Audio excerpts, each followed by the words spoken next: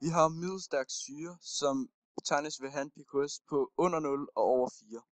pH beregnes ved at sige minuslogaritmen til koncentrationen af H3O plus ionen. Her på billedet har vi et eksempel på en reaktion mellem en vilkårlig syre, som reagerer med vand, som så indstiller en ligevægt med en base og så H3 plus ionerne. Det vi ser her er selvfølgelig før reaktionen er indstillet, har vi koncentration på syren, som vi kalder CS. Og så selvfølgelig før at der er indstillet en ligevægt, er der 0 molær af basen og 0 molær af H3 plus ionerne. Ligevægten er indstillet, har syren så reageret med vand, og derfor afgiver den hele tiden noget, som så er koncentrationen af basen. Da reaktionen reagerer 1 til 1, er koncentrationen af basen og koncentrationen af H3 plus ioner lige store. Derfor kan vi sige, at koncentrationen af syren er CS minus koncentrationen af basen. Og derfor kan vi så også kalde dem begge to for koncentrationen af H3 plus ioner, da de er lige store.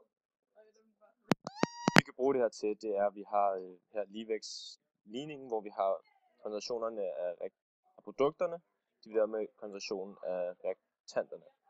Og i dette tilfælde er det koncentrationen af basen ganget koncentrationen af H3 plus ioner divideret med koncentrationen af syren.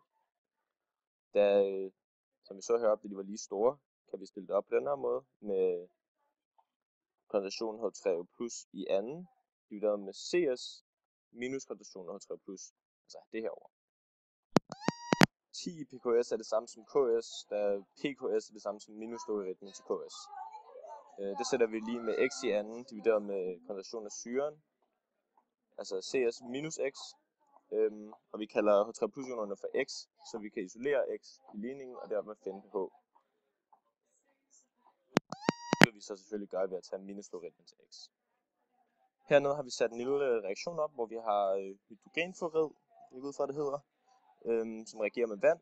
Det bliver så til fluorid plus H3 plus ionerne.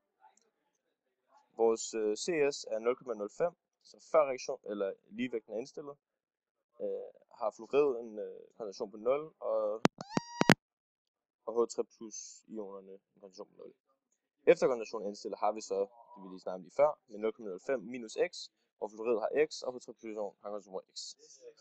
Hydrogenfluorid har en pKs-værdi på 3,17, så derfor kan vi opstille ligningen 10 i minus pKs, altså minus 3,17, lige med x i anden, divideret med 0,05 minus x. Sæt formen og værdierne ind i GeoGebra for at få den til at beregne x for os. Her ses 10 i minus pKs, som er 3,17, lige med x i anden, som er koncentrationen af H3O plus ionen i anden, divideret med 0,05 minus x, som er syrens koncentration efter reaktionen. Vi har så fået GeoGebra til at finde x for os, og den ligning kan løses på to måder, har vi fået to værdier ud. Men da man kun kan tage logaritmen til et positivt tal, må vi gå med resultatet her til højre. Vi har så sagt minus logaritmen til 0,0054 osv., som er vores resultat. Og så fået tallet 5,20557 osv., som er pH'en i opløsningen.